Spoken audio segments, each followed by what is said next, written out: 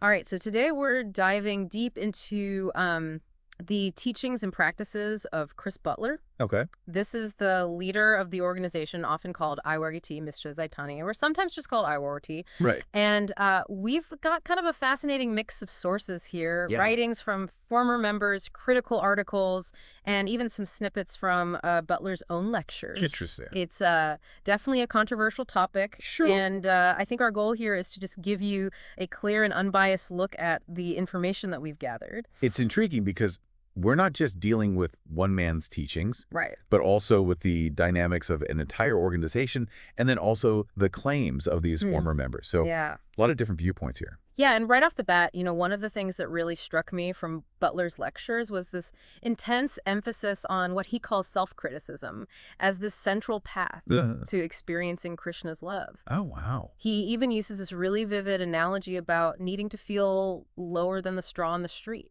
Wow, that's pretty intense. Yeah, it's pretty intense. Makes you wonder about the potential psychological effects of that kind of teaching.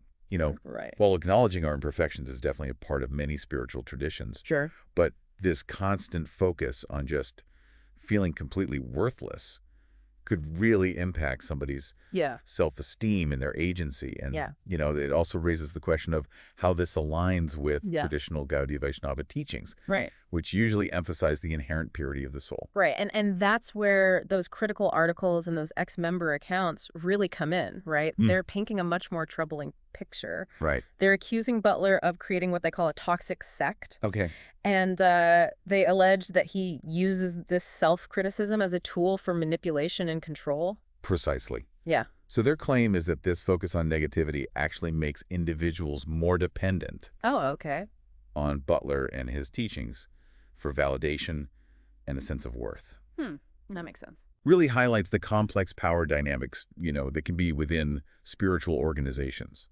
Yeah, and some of these specific examples from ex-members are pretty disturbing. Like there's a story of a guy named Anshu Das Okay. who was repeatedly called a Brzyganek, which I understand is like a Polish obscenity, Oh, wow. by Tapasya Das, who's like a high-ranking member. Okay. So, that's just one example, but That certainly points to a culture of maybe verbal abuse yeah, and humiliation, yeah, which is yeah, concerning for sure. yeah, for sure. Yeah. And then other recurring allegations involve financial impropriety and exploitation, Right. with concerns raised about, Butler's personal wealth Yeah. and lavish lifestyle compared to the sacrifices expected of his followers. Right. Now, here's where things get really interesting for me. Okay. So the expert sources bring up this concept of Sahajiya, Right. and this is a controversial branch of Gaudiya Vaishnavism, Uh-huh. sometimes associated with like unorthodox practices. Uh, And, one of the most helpful insights I gained from these sources was that you can kind of understand the controversies around Butler by comparing his teachings with Sahajiya. okay, I see. So do you see any parallels between Butler's teachings or the organization's behavior and these Sahajiya characteristics? That's a really key question. Yeah. So Sahajiya often emphasizes personal experience Okay. over strict adherence to the traditional scriptures. Another point of contention is the role of women Okay. in the hierarchy. Right. Some Sahajiya groups have unconventional views on gender roles and sexuality, Mhm. sometimes blurring the lines between spiritual practice Okay. and personal relationships. Mhm. So it's crucial to look at whether Butler's organization exhibits similar aspects. Yeah, and I think that's a good place to stop for today. Okay. So we'll pick it up next time. Sounds good. So these concerns about potential manipulation. I mean, Yeah. this isn't unique to Butler's organization, right? Right, right. Sadly, history is full of examples of spiritual leaders who have abused their positions of power. Absolutely. These issues transcend any one group or leader. Right. It's about cultivating that discernment and recognizing patterns. Okay, so let's talk red flags then. Yeah. Like, what are some things that should make us pause and ask some tough questions? I think a major one is a group that discourages any sort of critical thinking or questioning of the leader's authority. Right. If you're told to just blindly accept everything without examination, Okay. that's a huge warning sign. Yeah, that makes sense. Genuine spiritual growth should encourage healthy skepticism Right. and intellectual exploration. It's like if they don't want you to think for yourself, then what are they trying to hide? Exactly. Another red flag is claims of exclusivity. Right. This is the only true path, or only we have the real teachings. Right. That kind of rhetoric is meant to isolate you from other perspectives and make you dependent on the group for validation. Right. It's all about control. Yeah. And, I remember reading in some of those ex-member accounts about the intense pressure to dedicate their time and resources to the organization. Yeah. Sometimes even to the detriment of their personal lives. Right. Education or careers. That's a classic tactic of these exploitative groups. Right. They demand this excessive devotion. Yeah. Often under the guise of spiritual advancement. Okay. You might be pressured to work long hours for the organization, donate significant sums of money, or even cut ties with family and friends who are critical of the group. Yeah, so what does this all mean for someone who's genuinely seeking a spiritual path? Yeah. I mean, are we all just supposed to give up and stay home with our Netflix and takeout? Definitely not. Okay. There are many genuine and enriching spiritual communities out there. Okay. The key is to approach the search with a healthy dose of discernment and self-awareness. Right. Ask yourself, what are my values? What am I seeking in a spiritual path? Right. And does this group align with those aspirations? Right. So it sounds like you're saying it's important to be an informed consumer. Precisely. Yeah. Just like in any other area of life, Yeah. do your research. Yeah. Talk to current and former members. Observe the group's dynamics. Okay. And most importantly, trust your instincts.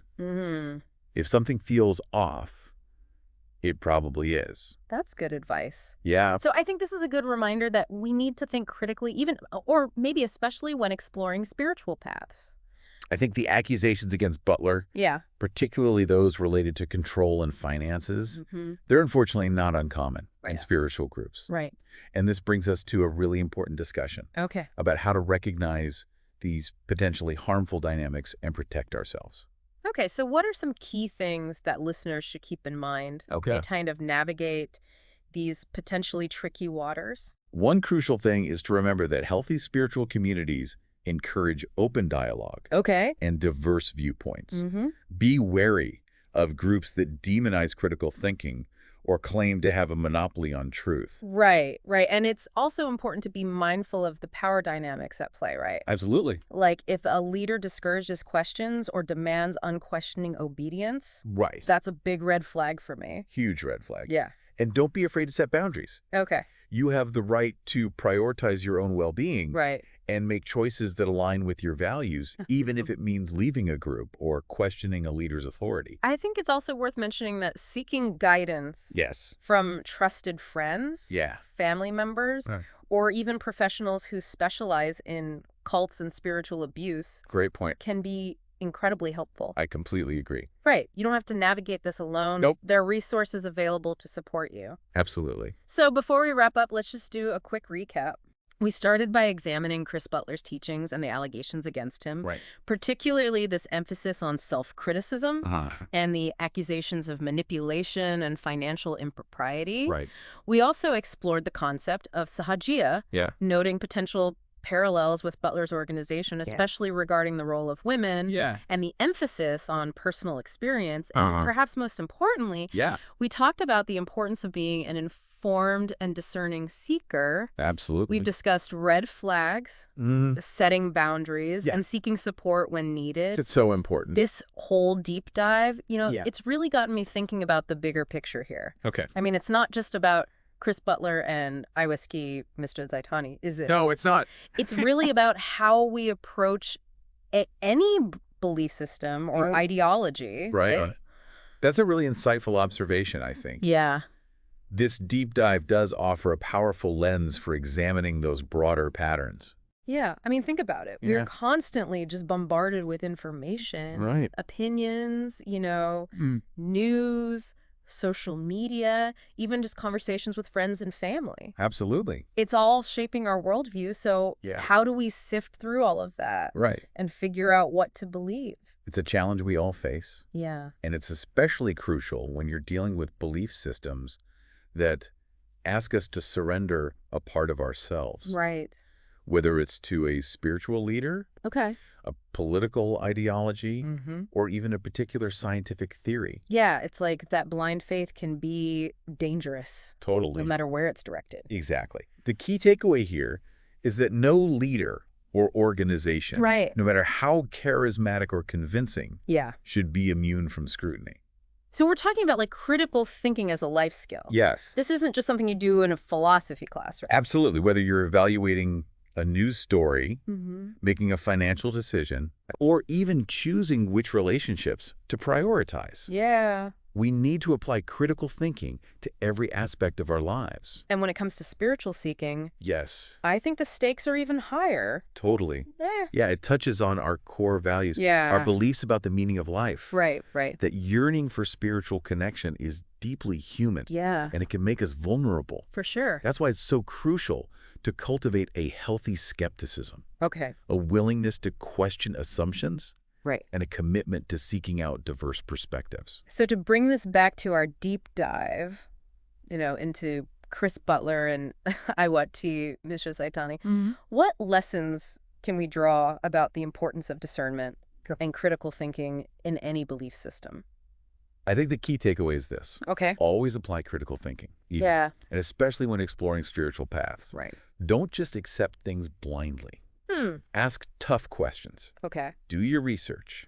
Trust your instincts. Wow. That's a really powerful reminder. Yeah. Well, we've covered a lot of ground in this deep dive. We have. We've unpacked the teachings of Chris Butler, explored these accusations of manipulation and abuse, and even touched on the controversial world of Sahajiya. We did. But I think perhaps the most important thing we've done here is spark a conversation about the need for discernment. Absolutely. And critical thinking. Yeah. Not just in the realm of spirituality, right, but in all areas of our life. All areas. So what we've presented here today is just a starting point. Right. It's up to each listener to continue that exploration. Yeah. Research, reflect, and reach your own conclusions. Exactly. Keep digging, keep questioning. Keep learning. And keep those brains buzzing. Yeah. Thanks for joining us on this deep dive. Thanks for having me. And see you next time.